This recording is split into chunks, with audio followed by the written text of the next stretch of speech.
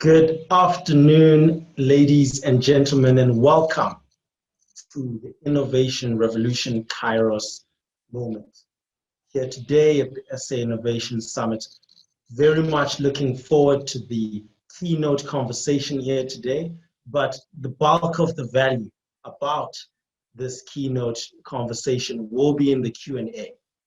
So do want to invite you to bring in your questions. If you find questions in the Q&A section that are already interesting to you and you'd like them answered, click the thumbs up and we'll have 10 minutes just towards the end to talk about those. But without further ado, I do want to bring our guest today, Mr. Dan Willis, all the way from Canada. He is a business and marketing consultant, 15 years of experience, and a millennial motivator. Thank you so much, Dan, for joining us. Very much looking forward, and over to you. Morning, everybody, or afternoon, I guess, over there. I hope you guys are having an amazing time at the conference. I was talking with Rams the other day, and he was saying he was blown away with the stuff you guys are seeing. So we don't have a ton of time. I just want to get down to this. Hopefully you guys can see the screen. We're going to get through any questions that pop to mind, guys. Please don't hesitate to throw them in there. I want to make sure to be able to answer as many of them as I possibly can. So let's get down to it here. The innovation revolution. What are we talking about, right? The reality is, as we move forward into a post-COVID world, times are going to change. But before we move forward, I want to be able to take a look for a moment at what's happened before, what we're looking at as far as history and how that's created what's come after major instances of trial, hardship, and just travesty, really. At a global scale, guys, what we're looking at is adversity is often the thing that is required for the global community to put aside differences, find commonalities, and really pair up to be able to achieve some pretty amazing things. COVID, without a doubt, cannot be argued to be one of the most recent global crises. We've had this happen before in the world. This is not an insulated response. We've never had something that, it's not like we've never had something that has attacked every country in the world at the same time. We've seen these things happen before. And the ability for us to look back to get a glimpse of what's going to happen tomorrow is very, very crucial as far as being a lead innovator in the emerging market. Okay, so what we're going to take a quick look at here is a couple of instances where we've had absolute travesties happen. We're looking at things like the Black Plague, 25 million people dead. And that's not a small thing. That's a huge thing. Back when the world population wasn't what it was today, people dying left, right, and center. We've got issues like World War I, World War II, where we're seeing 90 million plus people die. Issues like the Great Depression, where we're seeing massive economic collapses occur, right?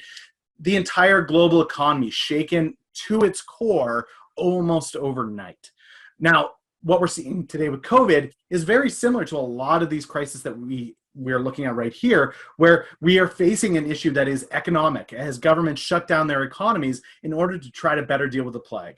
What we're seeing, or the epidemic, what we're seeing is over 1 million confirmed casualties. There are issues with numbers as to what specifically is happening, but over 1 million people have passed away from this epidemic. There's a lot of uncertainty as far as how business is going to look, how the economy is going to look, politically, how countries are going to look coming out of this. And these events are not unique. They're not one-time, one-shot incidents. We as a global community face these issues over and over and over again consistently.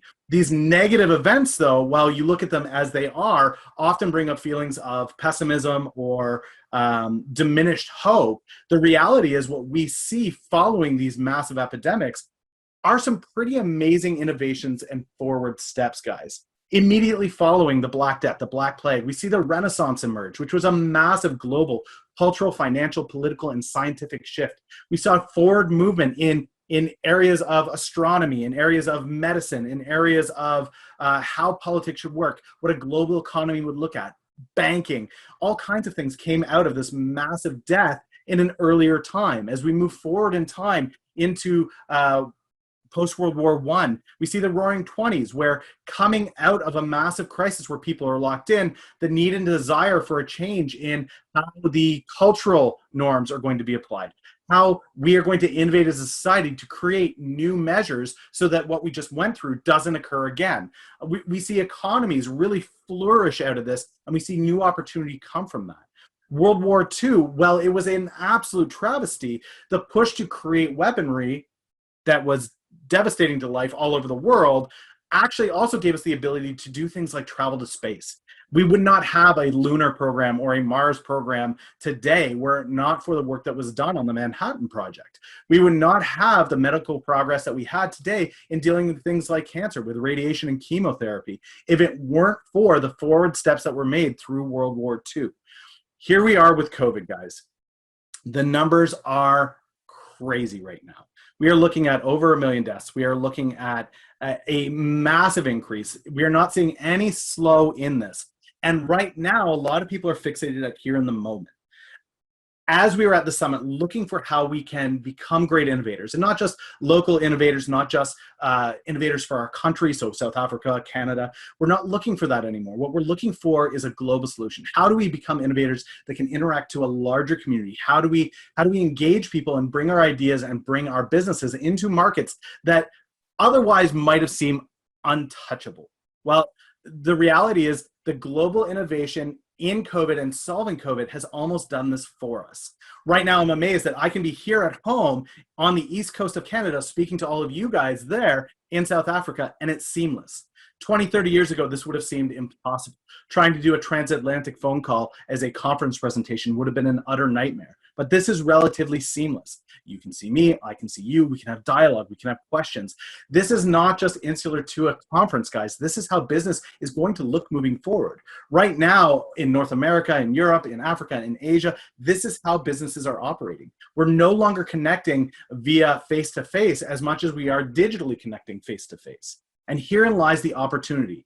Teams are now being made up of global influence. We want to see contribution coming from a variety of different sources, knowledges, backgrounds, and cultures in order to produce better results. What we've tried to do through making the best of a bad situation in the midst of COVID is in reality producing a business, economic, political environment that is open to global integration, communication, and collaboration like never before, which is a massive opportunity for the South African and African community as a whole to engage like never before with external markets as well as the internal markets within your own countries.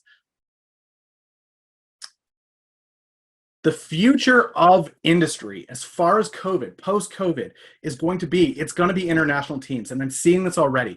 People are no longer just piling into a domestic, well, let's use the same people that we've always used. What people are realizing through Zoom connectivity is that it's easier than ever to pull great minds and great experiences from all over the world into single unified teams and have them pooling their expertise, their knowledge, their cultural backgrounds into one place and provide a greater result for clientele. We know that that's coming. We see rapidly evolving technologies. Zoom had to up its game in a big way outside of COVID when we realized, okay, this isn't working quite right. This isn't doing what we needed to do. How can we improve? How can we grow this? We see right now across the globe, people are talking about innovations in ecology. Who would have thought that COVID would be the impetus to get us off of fossil fuels and closer tied to electric vehicles, closer tied to ideas of global sustainability, how we can ensure as a world that we are not just giving solutions to the top tier, the first world countries out there that have the money to do it, but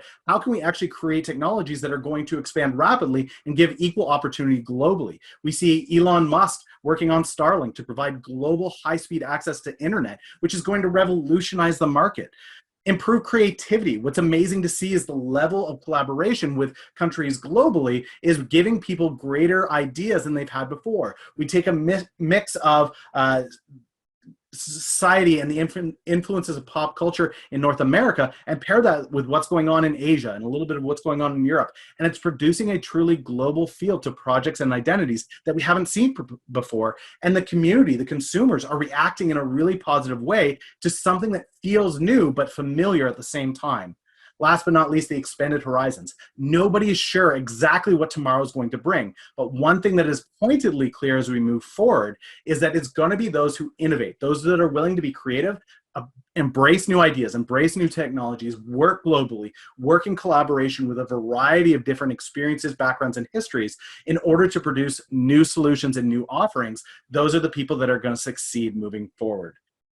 Just as we finish up here, guys, I love this quote from Mother Teresa. Yesterday's gone, tomorrow's not yet come. We only have today, and let us begin. This is why I wanted us to head and have as much time and question period as we possibly could, guys. I want to know what it is that you guys are looking at as far as tomorrow. What work can you do today, and how can I help you guys process what you're doing today so that your teams, your businesses are better prepared for this global innovation that's coming, and you guys will have that success that comes with it naturally. I think we're open for questions now. I know that was fast, guys. I wanted to get through as quickly as possible so we had time to get through your questions. So anything that you guys have, I'm more than happy to take the time to answer now. Thanks so much, Dan. Absolutely brilliant. So much insight and thought-provoking aspect of looking forward in this time that, is very challenging for some of the entrepreneurs. We do have some questions that are streaming in. If you could please start with maybe this one that's been mostly voted here by Joseph. So Joseph is thinking about the financing of the process here when it comes to innovation, the mechanisms required through innovation, life stages and cycles, but also just in general, in order to innovate, what's your view on the financing mechanisms? Okay, so one of the things that I'm seeing happen right now in the market is this. What used to be the process of that unicorn mentality. So everybody's familiar with Silicon Valley in the US, and the unicorn was this. You would go out, you'd say, I have an idea, everybody give me money, we'll fund it, and then we'll go to another stage and you'll fund me more, and we'll come out with another iteration, and you'll fund me more. That's not how things are going to work moving ahead.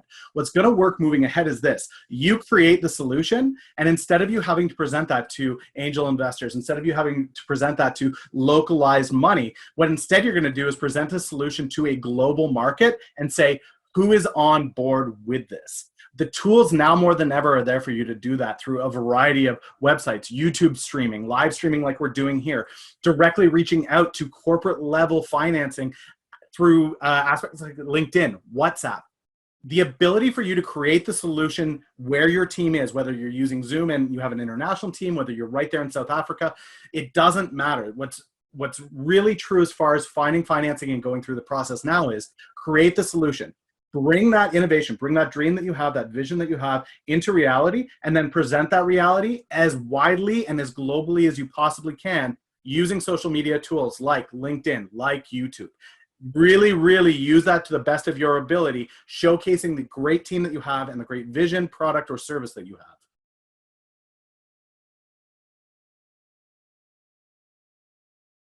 have. You're muted, Buntu. Thank you so much. That was brilliant. And moving on to the next question is around cross-functional teams. So you mentioned diversity in teams, bringing people from all over the world. How do you see this being convened and optimized going forward? And whether there's ways that you manage these in order to drive innovation? Okay, so Zoom is a big one. Zoom is a huge piece of this tool, guys. You can see how we're using it here, where we have a global team working right here to bring together that otherwise is quite a complicated thing to do. And the reality is that face-to-face voice communication eliminates a lot of that confusion and a lot of the breakdowns that we see in cross-functional teams working in separate funnels. The ability for directors, executives to meet and have face-to-face meetings in a short period of time eliminates a lot of that overlap and confusion that otherwise would exist. Now, there are other tools out there such as Slack. Microsoft has a workspace that you guys can use, Microsoft Meetings. There are a ton of tools out there. Google Hangouts is being used by some teams. A lot of the major companies out there have workspaces that allow you to easily see and track workflows across multiple functionalities within projects, within a larger scope. So making sure that you're aware of the tools that are out there, some of them that I mentioned there that you may or may not be aware of, really understanding those tools. And that one of the things that I've seen a lot of companies doing is actually creating a position for somebody that's in charge of making sure that all those tools are being used, integrated into the process, and everybody's educated on why we are using those tools. I think that education is super important for people to understand why are we using Slack and how is it best used? Who is tracking the workflow on these projects? Where are the project managers? Where are the executives? How are those meetings happening? Why are we having them? And how can we optimize that process? Having somebody very clear on that strategy and those systems is going to be essential in order for you guys to have success moving forward. Thank you so much, Dan. I think powerful points there on rethinking the organization, and maybe even still on that point is from a culture, strategy perspective and philosophy. How do you see an organizational philosophy and culture being structured around innovation going forward in your view? Yeah, so I mean, having worked with a variety of global teams over my 15 years, what I found works best is entering into that with a starting point of we are going to be a global team. And that acceptance almost right away, I think everybody in the current workforce understands that means that there are going to be some times where timing is a bit of an issue, where language barriers may exist, cultural differences may arise. But when you start a project or you start a team with that understanding from go, there are leeways that are naturally built into that team. People are more accepting of those differences than they would otherwise be. The reality is when you bring a talented group of people together from a variety of different cultures, backgrounds, and experiences, if they are being brought together with the understanding that the reason why we're doing this is you are all the best of the best at what you do, and we require this specific team in order to achieve our vision and our goal, a lot of the breakdowns and issues that would otherwise exist maybe locally of, well, we have other options, you're just here because you're convenient, or you're the guy next door and you're close to us, that's why we're using you, those are gone. So now you have that ability, and it's actually the benefit to your business product or service to be able to source the best talent and present that global team saying the reason why we went global, the reason why we have somebody from South Africa and somebody from Canada and somebody from the US and somebody from China is because these are the best of the best, and these are the people that we need and require in order to get the best thing out to the market. Powerful. So everyone is now competing at a global scale as labor, and because we are so hyper connected. And it's based on merit. The other thing to add to that is it's based on merit. What can you do? A lot of the times, the conversations traditionally about education that used to be in place, or who do you know, those networking things, those are really minimized. Things like LinkedIn, I can connect to just about any CEO on the planet right now through LinkedIn. That idea of there's this glass ceiling that you can't break through, it's gone. That idea that because you don't have a post-secondary education from Harvard or MIT, that you are in some way negligible, that's no longer true. Microsoft is hiring people directly out of their countries that have never been to a post-secondary education because they recognize that there are people that are capable of doing things that they may not have learned in a professional education capacity, but they've proven they're able to do in the real world when it matters practically. So your merits are oftentimes the thing that's going to create value moving forward, as opposed to something that used to be a piece of paper on a wall. Brilliant. Brilliant thoughts there and beautiful insights. There's one resonating question here. Maybe we can have it in closing, and it's more contextual to Africa. Of course, the entrepreneurs here are curious and working as innovators on the continent, but a perspective, global perspective on how Africa can be innovating and how innovation can help raise the African economy in general, but more so whether there's any areas that do require a prioritization when it comes to innovation, and when coming to doing things differently, which at some point should be done, whether you have any views on how the African innovators and the South African context can innovate differently than the rest of the world in this time. Yeah, I really love that question. I really do. So one of the things that I've noted in working with Africans out of Ghana, Kenya, Togo, South Africa, what I love is, and we've lost it largely here in North America in many ways, is the ability to naturally engage a community.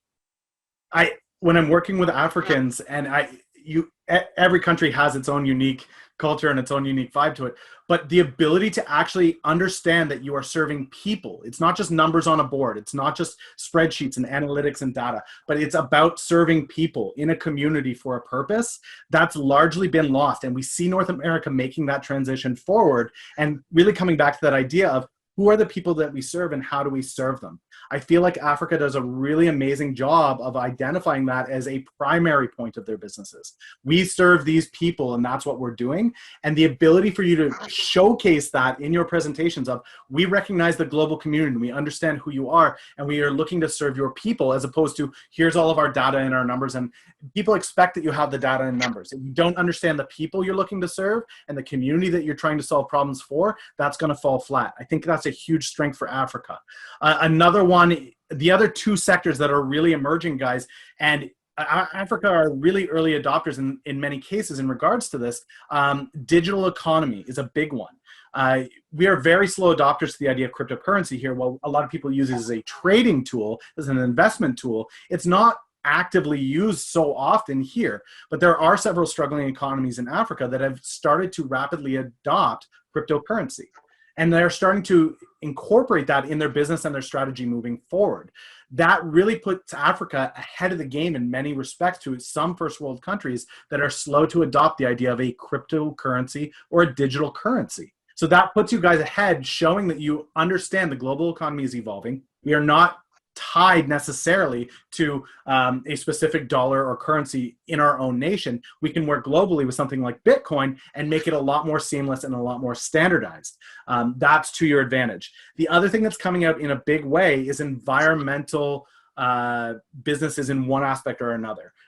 Whether that's solar, whether that's water, whether that's wind, and a lot of solutions to those problems haven't been created yet.